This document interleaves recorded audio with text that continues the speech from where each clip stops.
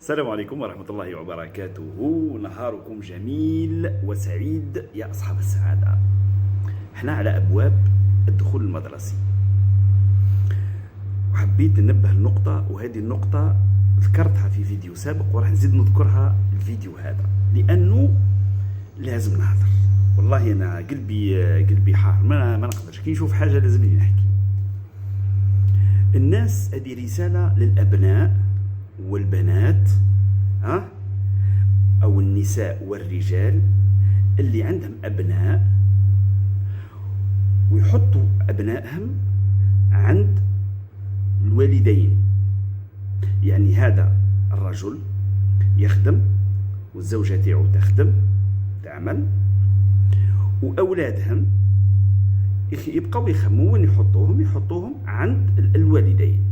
لماذا عند الوالدين؟ لأن الوالدين هما الأقرب وهما الأحن وهما الأحرص على تربيتهم وعلى الاعتناء بهم. شوف هذيك الأنانية، أقسم بالله مش غير أنانية مفرطة. اقعد مع روحك. والله رسالة ليك أنت كابن ولا أنت كابنة، رسالة ليك. يعني مش عيب، ماهوش عيب. الوالدين كبروا كي يكبروا ربي سبحانه لو علم، استغفر الله، ربي سبحانه يعلم انه المرأة بعد سن اليأس ما تقدرش تربي وما تقدرش تكبر، ما تقدرش تعمل الرعاية للأطفال، لأنه الكبر تاعها والعمر تاعها ما يسمحش. الجهاز العصبي، لو سيستيم نيرفو، الجهاز العصبي ما عادش يقدر يتحمل. ربي قطع لها العادة الشهرية تاعها ما بين 45 55 سنة. لو كان فيه خير لخلى العادة تمشي حتى ل 80 سنة وتقدر تزيد تجيب وتربي. علاه ربي قطع لها العادة باه ما تجيبش؟ لأنها ما عادش تقدر تتحمل، ما عادش تقدر تجيب وترعى وتربي.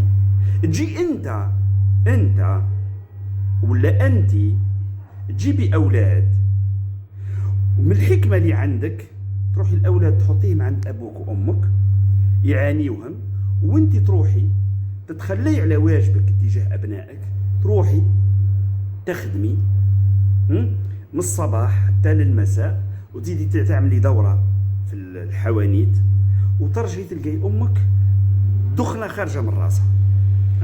الدخنه خارجه من راسها من المعاناة تاع أبنائك ولا أبنائك.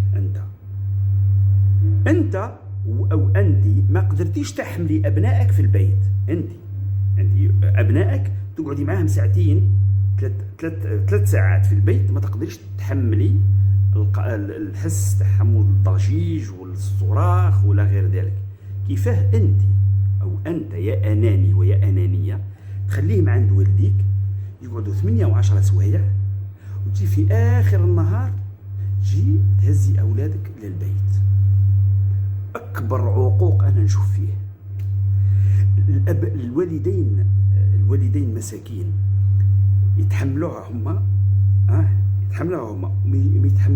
ما يقدروش يقولوا لأولادهم ما نحكموا لكمش ولادك، وانت ولا إحساس ولا ضمير. هذه رسالة قبل الدخول المدرسي. تحب مرتك تخدم، زوجتك تخدم، احكم ولادك. شوف شكون تديهم لدور الحضانة، ربي سهل عليك، هذه مسؤوليتك انت ستسأل عنها. اما انه تروح تديهم لولديك، تعب ولديك، تمرض ولديك باه انت تعيش وتربح فلوس زايدة، حرام عليك وعيب عليك. كرسالة يعني، واني صريح، اللي حب واللي كره كره. السلام عليكم.